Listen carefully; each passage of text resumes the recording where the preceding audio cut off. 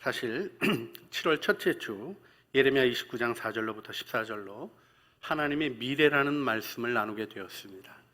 그때부터 하나님께서 우리에게 하나님의 미래로 나가는 길에 대해서 전하라고 하시는 말씀, 마음을 주셔서 지금 사실 시리즈 설교, 주제별 설교를 하고 있습니다. 우리 강의 설교에 익숙하셨던 분들은 또 조금 주제별로 나가는 일에 대해서 어떻게 생각하실까 하는 마음도 있지만 하나님이 주시는 마음을 나누며 하나님의 뜻을 생각합니다. 그래서 우리가 하나님을 만나야 되는데 하나님을 만나는 일이 다름 아니라 말씀 안에 있는 것임을 여러분들과 나눴습니다. 또 주님과 함께하는 중요한 표지, 기쁨에 대해서 시편 16편을 통해서 나눴고요. 또 우리의 삶의 고통이 하나님이 우리의 문을 두드리시며 우리와 더 가까이 우리의 삶으로 오시고자 하시는 하나님의 부르심인 것을 계시록 말씀을 통해서 함께 생각했습니다.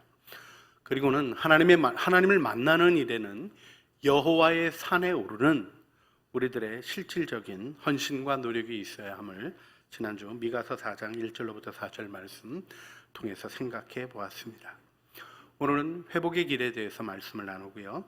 다음 주는 하나님과의 친밀함으로 나가는 길인 여호와 경외하기와 그 다음 주 우리 8월 셋째 주에는 쉬운 멍에, 순종이라는 하나님이 주신 멍에를 깨달아 알아가는 은혜를 생각하면서 우리 하나님의 미래라는 주제의 설교를 마무리하려고 합니다. 함께 기도하시며 이 시대에 정말 여러분의 가정, 여러분의 일터, 여러분의 자녀와 여러분의 미래에 하나님의 미래가 있어야 할 줄 믿습니다. 그 영광을 바라보며 기도하시며 나가시기를 주님의 이름으로 부탁드립니다. 우리는 하나님의 온전하신 축복 안에 있습니다. 하나님은 거룩하시고 완전하십니다. 할렐루야. 그래서 하나님이 우리를 사랑하시기에 우리가 예배 가운데 하나님을 기뻐하며 하나님 앞에 예배 드리는 것입니다. 우리 옆에 있는 분들에게 하나님의 기쁨으로 충만하세요. 축복해 주시겠어요? 여러분, 이 기쁨이 어려움을 이기게 합니다. 이 기쁨이 난관을 기쁨으로 받아들이고 돌파하게 합니다. 하나님의 기쁨이 임하면 우리의 육신의 연약함 속에서도 하나님을 찬양하게 됩니다. 하나님의 영광 속에 우리가 하나님의 증인들로 우리를 세워주시기를 간절히 소원하게 됩니다. 하지만 우리의 실질적인 삶에서 우리는 우리의 연약함을 경험하게 되죠. 세상에 유혹이 있습니다. 또 핍박이 있습니다. 그런가 하면 우리 자신 스스로가 연약해져서 사단의 유혹에 흔들릴 때도 있습니다. 지난 한 주간 어떠셨나요? 이김의 길을 걷고 기쁨의 길을 걸으시기를 소원하지만 저 자신도 마음이 어려워지는 때가 있었고 힘든 때가 있었습니다. 마음이 힘들고 어려우면 기쁨으로 주님 앞에 막 나가야지 하는 마음보다는 왜 이러지? 나는 왜 이러지? 왜 또 이러지? 하는 그런 허탄한 생각들이 제 삶을 이렇게 잠식해 들어오는 경험들을 하게 됩니다. 여러분, 문제가 생겼을 때 어떻게 반응하시나요? 때로는 과거의 실수가 내 눈앞에 펼쳐지고 내가 잘못 살았구나 깨닫게 되는 순간 여러분 어떻게 하시나요?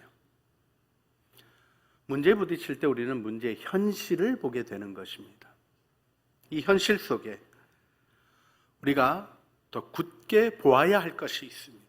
내가 보고 깨닫는 이 현실보다 하나님이 크시다는 겁니다. 내 문제보다 하나님이 더 위대하시다는 것입니다.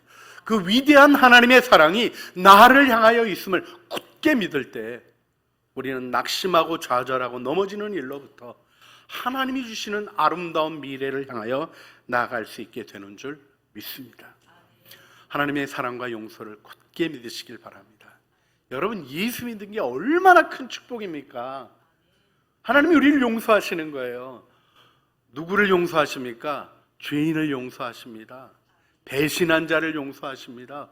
원수된 자를 용서하십니다. 주님께 마음을 돌이킬 때마다 조금도 토달지 않으시고 더군다나 찾아오셔서 여러분, 예수님이 부활하신 예수님이 배신한 제자들을 찾아가신 거예요. 그들에게 한마디도 안 하셨습니다. 왜 그 밤에 베드로 너 약속했던 거 기억나지? 이런 거 안 하셨어요. 용서하시고 사랑하시고 위대한 복음을 맡겨주신 거죠. 여러분, 예수 믿는 것처럼 아름다운 행운은 없습니다. 여러분, 살다가 좋은 분 하나 만나면 인생 바뀌잖아요. 하나님의 은혜로 우리는 가장 위대하신 하나님을 내 삶에 함께하는, 내 삶의 동반자로 동행하시는 축복을 얻게 된 것입니다. 할렐루야. 여러분 받으신 구원을 주님의 이름으로 축하드립니다. 누리시기를 주님의 이름으로 축복합니다. 그런데 사람들은 어려움이 생기면 마음의 방향을 잃어요. 그리고는 스스로 해결책을 찾는데 해결책이 잘 나오나요? 안 나오는 거죠. 여러분의 회사들이 컨설팅이라는 걸 합니까? 자기 회사를 알지도 못하는 사람들에게 자기 문제를 꺼내놓고 얘기하라 그래요. 왜 그렇게 하죠? 스스로는 깨달을 길이 없어서 그런 거예요. 보고 얘기해 주는 걸 통하여 문제도 직면하고 방향도 찾아갈 수 있는 일이 있기 때문에 그 엄청난 비용을 지불하고 그걸 하겠다고 하는 것 아니겠습니까? 우리의 삶에도 하나님의 은혜를 따라 이런 일이 필요하지 않을까요? 더군다나 넘어지는 삶에서, 시달리는 삶에서, 악이 강렬하게 움직이는 것 같은 이 삶 속에서 우리는 회복의 길을 꼭 알아야 하는 것입니다. 오늘날 방향 잃은 사람들의 문제가 심각합니다. 히키코모리가 일본 얘기인 줄 알았더니 이제 우리나라도 심각하게 찾아와 있네요. 혼자 처박혀서 자기의 세계에 갇혀서 자기의 생각을 반추할 수 없는 채로 자기의 감정에 휘둘려 있는 사람들이 정말 이상한 일을 하잖아요. 여러분 이해가 좀 되세요? 전혀 이해가 되지 않는 이상 행동들이 일어납니다. 이상한 표현들이 일어납니다. 그리고 그게 유행처럼 흉내내기를 해간다고 하는 안타까운 현실을 우리가 지금 대하고 있습니다. 그런데요, 저는 이 시대가 하나 분명하게 같이 기억해야 할 일이 있다고 생각해요. 그건 무엇이냐면 동기가 생긴다고 꼭 해야 되는 건 아니라는 거죠. 여러분, 내가 화낼 이유가 있다 그러면 화내도 되는 겁니까? 아니에요. 화내는 게 범죄인 거죠. 저도 이 일을 생각할 때마다 부끄러운 제 모습을 깊이 회개하게 됩니다. 그런데요, 어떻습니까? 동성애의 욕구가 있다고 동성애를 합법화해야 되나요?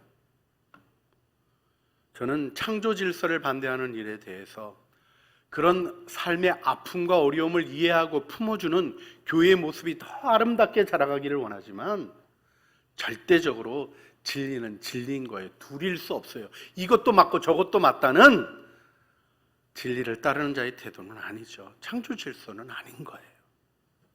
여러분, 죽이고 싶은 욕구가 난다고 죽여도 되는 겁니까? 밉다고 해서 미워해도 되는 겁니까? 지나가는 자매님이 너무 유혹적이라고 그래서 그분 따라가가지고 그러면 성범죄예요. 안 합니다. 여러분, 분명한 게 있어요. 안 해야 하고 안 할 수 있고 하면 안 되는 것입니다. 하나님이 정해주신 것에 대해서 우리는 단호하고 하나님을 경외하는 마음으로 삶과 마음을 지켜야 하는 것이죠. 욕구는 다스리도록 명령하신 거예요. 타락한 우리 어쩔 수 없다? 아니요.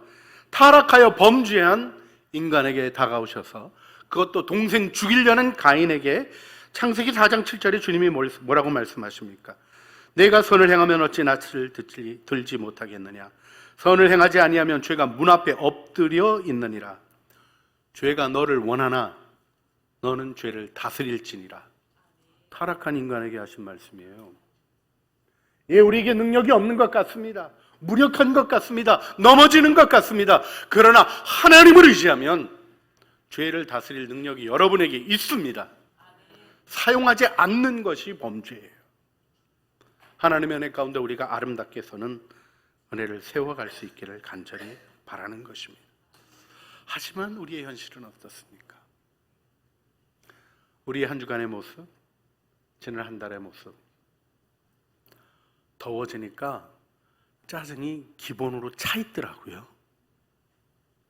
여러분은 좀 안 그러신 것 같은 표정을 내셔서 제가 조금 위축이 됐습니다. 조금만 건드려도 터지겠더라고요. 걸어다니는 사람들이 건들면 안 되겠더라고요. 그래요.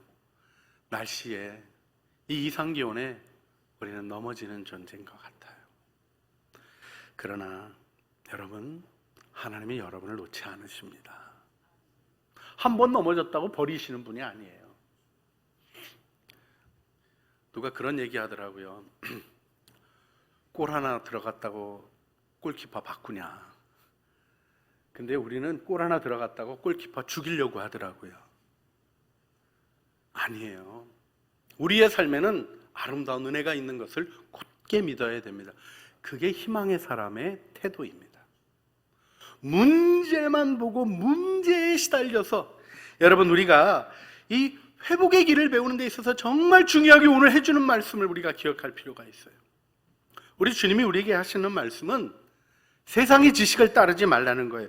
우리 고린도후서 5장 16절이 무엇이라고 우리에게 권면하고 있습니까? 그러므로 우리가 이제부터는 어떤 사람도 육신을 따라 알지 아니하노라. 비록 우리가 그리스도도 육신을 따라 알았으나 이제부터는 그같이 알지 아니하노라. 바울이 그리스도를 육신을 따라 알았을 때는 예수 믿는 사람을 잡아 죽여야 된다고 생각했어요. 그러나 계시로 예수 그리스도를 만나고 나니까 더 이상 육신을 따라 그리스도를 알지 아니하고 그분이 구주이시며 참된 소망이심을 알게 되고 자기의 동족을 사랑하는 그 마음으로 동족들이 돌아와 예수 믿기를 간절히 기도하는, 내 자신이 하나님께 버려질지라도 나는 그 일을 원합니다 고백하는 그 고백으로 바울이 서게 되었던 것입니다. 어떻습니까? 여러분의 삶에 일어나는 문제들을 육신의 생각을 따라, 그래서 우리 카타사르카 이렇게 표현하는 헬라어 표현대로 육신을 따라 아는 지식, 육신을 따라 아는 존중, 그것으로 살아가십니까? 아니면 하나님께로부터 오는 계시로 살아가십니까? 여러분, 구원 받으셨습니다. 할렐루야. 이 구원 받은 거는요, 뭐 잘못한 걸 이것저것 고쳐 쓰는 게 아니라요, 옛사람은 폐기하고 새 사람이 되는 거예요. 여러분, 차가 고치려고 그러다가 안 돼가지고 폐차를 했어요. 폐차라고 새 차를 받았습니다. 새 차가 나왔어요. 근데 아침에 일어나서 출근하시면서 이렇게 보니까 옛날 차 키가 있는 거예요. 새 키는 테이블 위에 올려져 있고. 어느 게 익숙해요? 옛날 키가 익숙하잖아요. 그렇다고 새 키 안 들고 옛날 키 들고 나가라는 분 계십니까? 그런 일은 절대로 없죠. 근데 예수 믿는 사람들이 꽤나 옛날 키 가지고 와서 새 차 작동 안 된다고, 도대체 이게 뭐냐고 원망하고 불평하더라고요. 옛것은 폐기된 것입니다. 마음도 새롭게, 생각도 새롭게, 감정도 새롭게, 우리의 전인을 새롭게 하시는 성령의 새롭게 하시는 은혜 속에 우리 자신을 세워야 되는 거예요. 두려움에 올라온다고 두려워하는 건 옛날 방식이에요. 두려움 속에 주님을 바라보는 것입니다. 그러면 그 두려운 일들이 오히려 밟고 뛰어 넘어가게 하는, 그래서 나의 높은 곳을 밟고 다닙니다 하는 고백처럼 암사슴이 바위 꼭대기를 여기저기 뛰어서 높게 높게 올라가는 것처럼 우리의 삶을 존귀하게 세워주시는 하나님의 은혜가 있는 것입니다. 여러분, 우리가 절대로 안 해야 될 게 과거에 묶이는 일이에요. 여러분, 과거의 일을 분석하고 그리고 원인을 찾고 그래가지고 해결해 보신 적 있나요? 보통 문제가 생기면요, 두 부류의 사람이 있어요. 그저 처음부터 원망하고 불평하고 부정적인 얘기하고 막 준비되었다는 듯이 속에서 거품같이 안 좋은 얘기들을 꺼내는 사람이 있어요. 그런가 하면요, 차분히 앉아서 요 일의 원인이 무엇이며 요 일은 어떤 일로 이루어졌으며 어떤 대책이 필요할까, 이런 거 생각하시는 분이 있어요.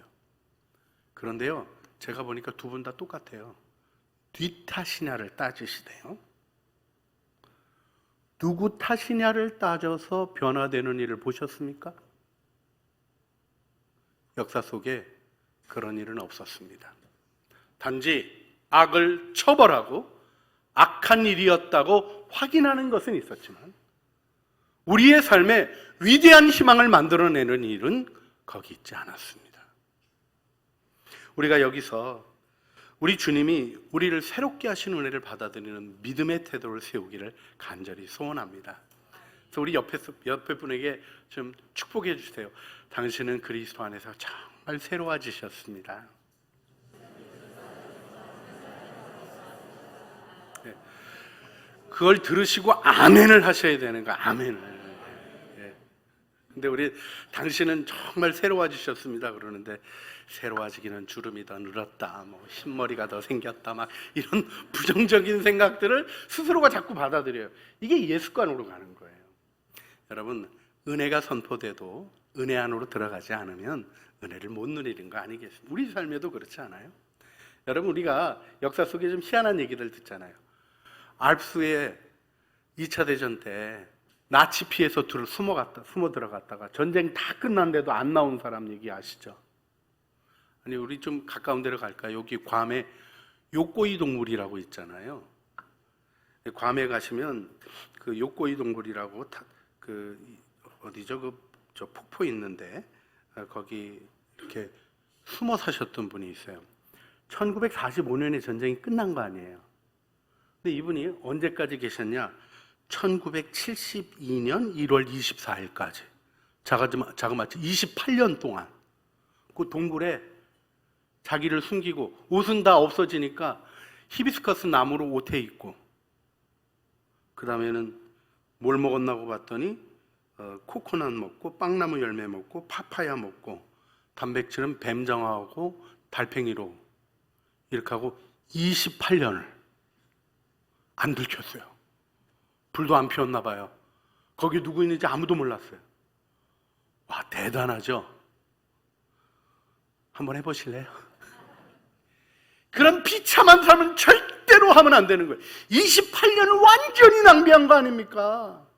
자기 인생이 자유로울 수 있었는데, 자신의 인생이 이 고통 가운데, 더 이상 비참함 가운데, 두려움 가운데 비행기가 날아갈 때마다 자기의 몸을 낮추고 숨기고 부들부들 떠는 일을 하지 않아도 됐을 테인데, 한 가지를 모른 거예요. 전쟁이 끝났다는 사실 하나. 여러분, 예수 그리스도께서 승리하셨습니다. 여러분의 삶에 자유를 주셨습니다. 능력을 주셨습니다. 이걸 믿고 사는 게 신앙이에요. 이 일에는 영원한 일의 영광이 나타납니다. 근데 이 일은 인간이 도를 깨치는 노력으로 알 수 있는 게 아닙니다. 기독교 지식을 쌓아감으로 알 수 있는 게 아닙니다. 유튜브 듣고 좋다 하고 이런 거 갖고 안 바뀌더라고요. 무엇이 있어야 됩니까? 책을 보던, 유튜브를 보던, 주일날 나와서 예배를 드리던, 나와 하나님과의 인격적인 관계 속에 이루어지는 계시가 있어야 되는 거예요. 여러분, 우리의 삶이 계시를 의존하고 있는가를 깊이 되물어야 합니다. 바울은 우리의 삶의 변화를 얘기하는데요, 여러분, 이 변화 속에서 우리가 한 가지 마음으로 깊이 기억해야 될 게 있습니다. 주님 우리에게 변화를 주셨죠. 믿으면 누리게 되는 거잖아요. 그럼 이 변화가 가져온 구체적인 실체가 무엇인가를 이해하시는 게 필요합니다. 우리 신앙생활 할 때 마음의 평강을 굉장히 강조하죠. 사실은 예수 믿는 사람만 그러는 게 아니라요, 궁fu 팬다 만화 영화도 보니까 이너 피스 하고 마음의 평안을 강조하더라고요. 왜요? 마음의 평안이 있어야 할 일과 안 할 일을 구분하고요, 세상의 삶에 휘둘리지 아니하고요, 자기가 걸어갈 길을 찾아가게 되는 것이죠. 그런데요, 내가 과거에서 벗어났는지 안 벗어났는지 뭐로 알 수 있나요? 오늘 바울이 중요한 걸 알려주고 있습니다. 그리스도 안에 새로운 피조물이라, 이전 것은 지나갔으니 보라 새 것이 되었도다 하고, 그 새로운 피조물에게서 강조되고 있는 것이 무엇인지 우리가 주목해서 고린도후서 5장 18절 19절을 보기를 원합니다. 모든 것이 하나님께로서 났으며 그가 그리스도로 말미암아 우리를 자기와 화목하게 하시고 또 우리에게 화목하게 하는 직분을 주셨으니 곧 하나님께서 그리스도 안에서 계시사 세상을 자기와 화목하게 하시고 그들의 죄를 그들에게 돌리지 아니하시고 화목하게 하는 말씀을 우리에게 부탁하셨느니라.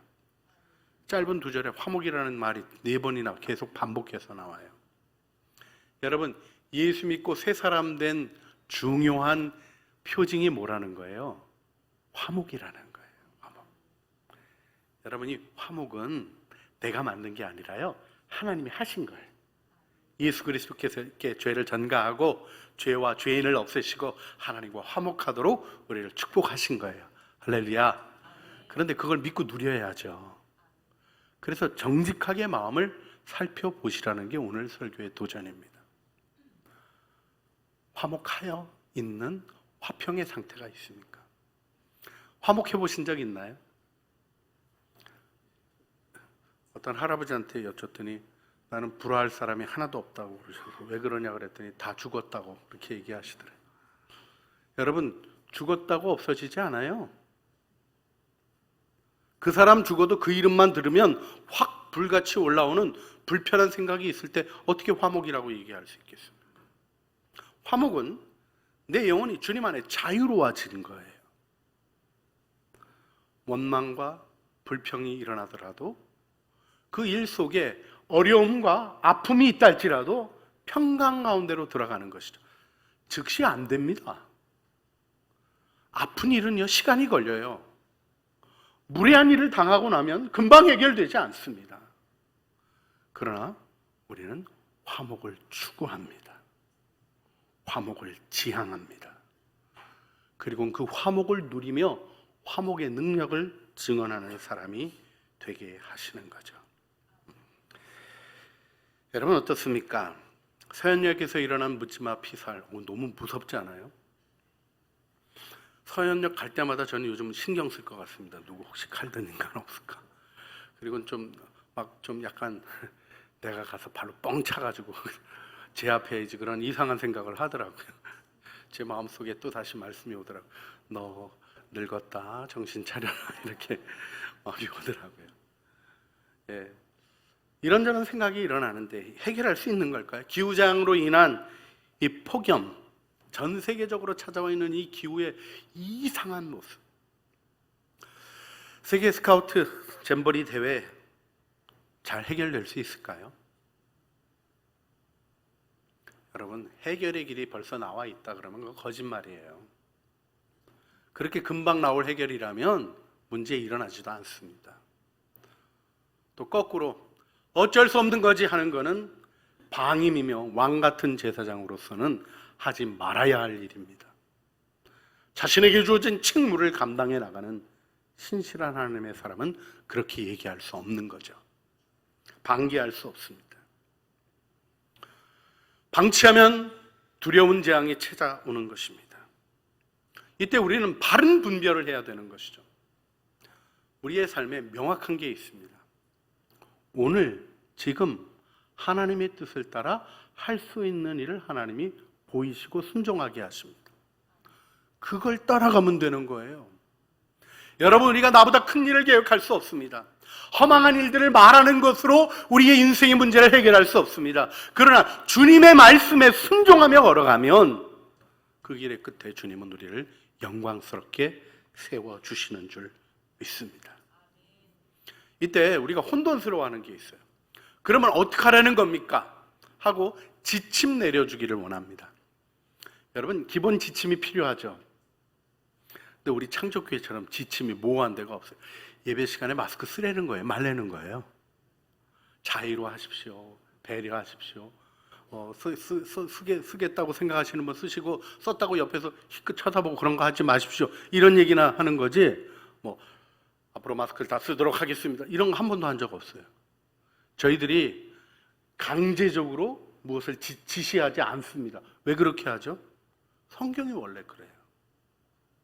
여러분, 말씀에는요, 소위 명제적 진리로 정리할 수 있는 뚜렷한 문장 구성과 행동 지침이 나오지만 거기엔 삶의 자리가 있습니다.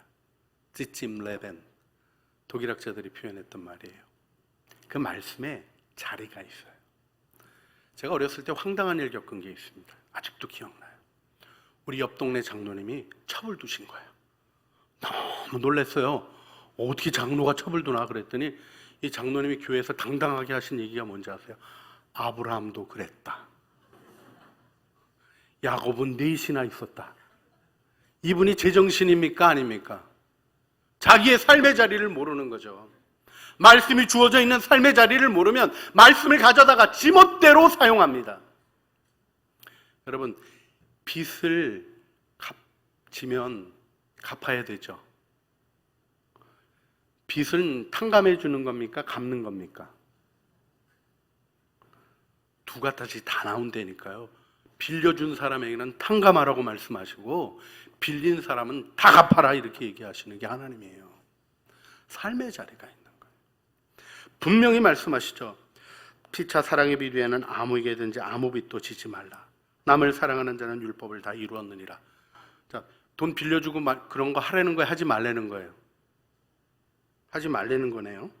근데 예수님이 마태복음 5장 42절은 이렇게 얘기하셨어요. 내게 구하는 자에게 주고 내게 꾸고자 하는 자에게 거절하지 말라. 주라는 거예요? 주지 말라는 거예요? 잘 모르시겠어요? 여러분, 주님은 이 말도 하시고 저 말도 하시네요. 그런데 분명한 게 하나 있습니다. 무엇이 있습니까? 사랑과 정의를 세우시는 데는 흐트러짐이 없으셔요. 원리는 주님께로부터 나오는 것입니다. 하나님의 뜻에 순종함으로 우리는 하나님의 일을 하는 것이죠. 그렇습니다. 우리 분별의 가장 중요한 원칙은 하나님과의 바른 관계이며 하나님과 막힘없는 관계예요. 그래서 주님이 주시는 말씀이 무엇입니까? 하나님과 화목하라는 거예요.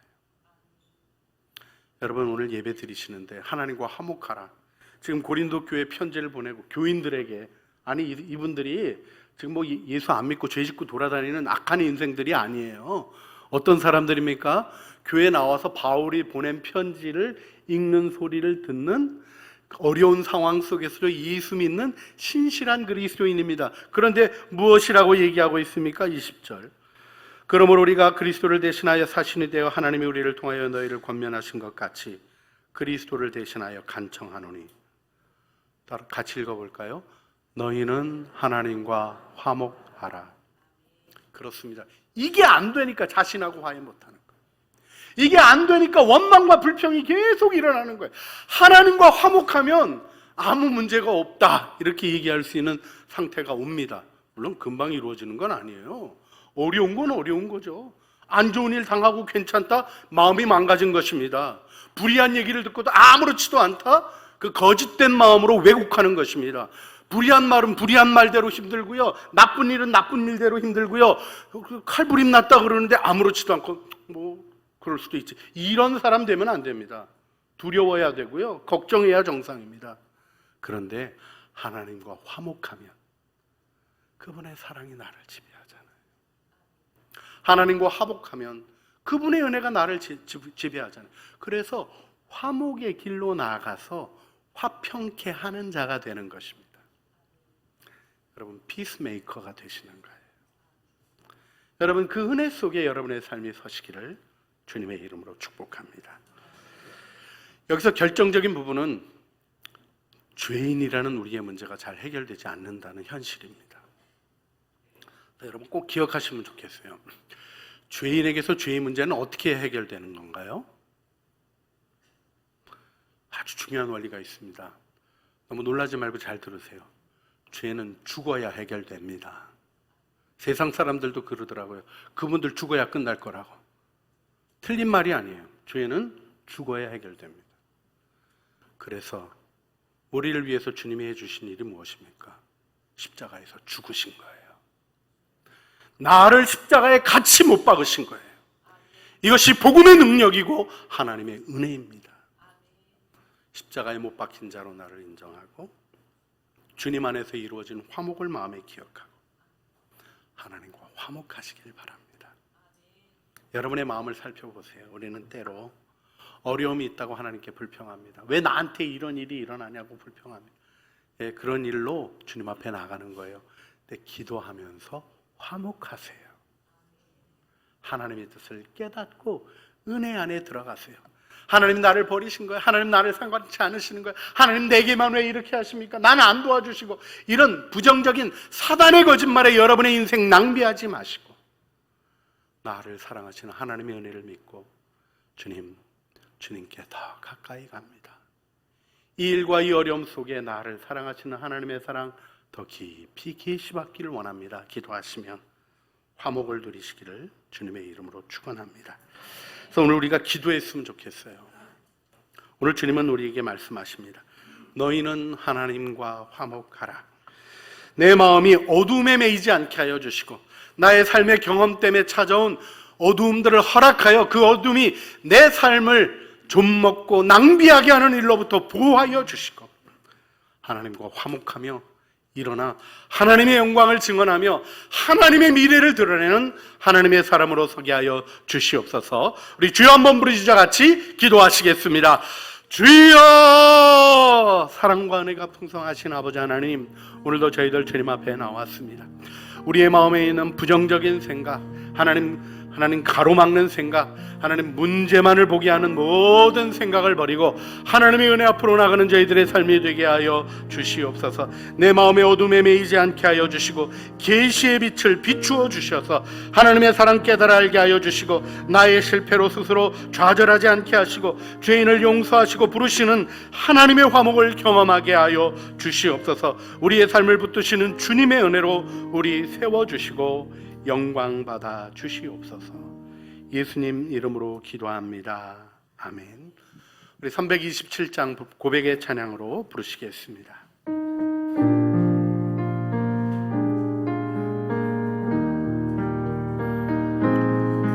주의 주실 화평 믿음 얻기 위해 너는 정성껏 기도했나. 주의 제단 앞에 모두 바치기 전 복을 받을 줄 생각 마라. 주의 제단에 산제사 드린 후에 주 내 맘을 주장하니 주의 뜻을 따라 그와 동행하며 영생 복락을 누리겠네.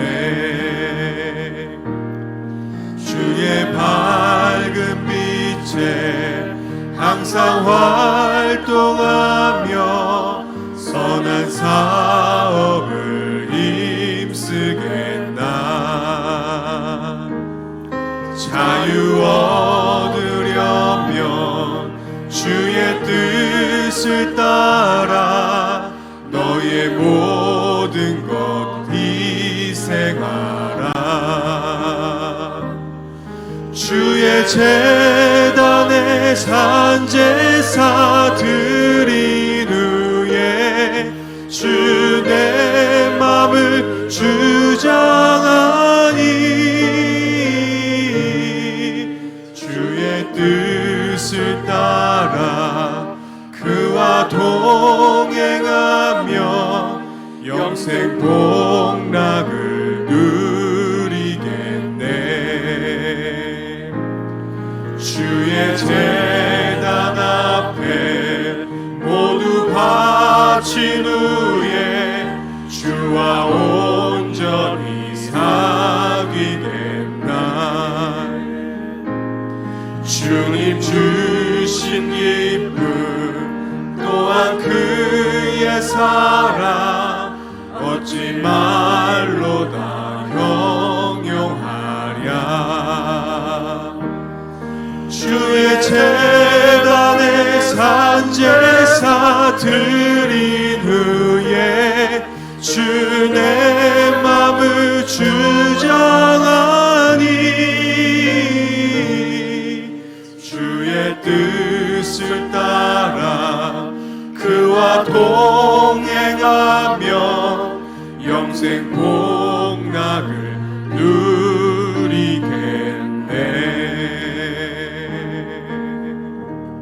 누리겠네. 그러므로 우리가 그리스도를 대신하여 사신이 되어 하나님이 우리를 통하여 너희를 권면하시는 것 같이 그리스도를 대신하여 간청하노니 너희는 하나님과 화목하라.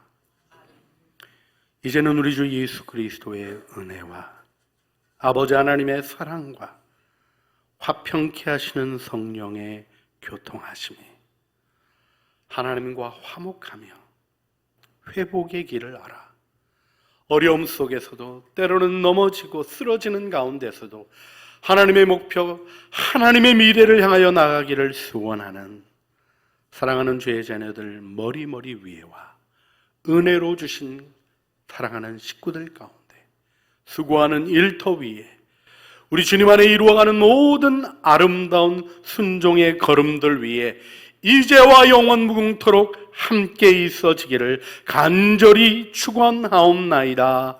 아멘.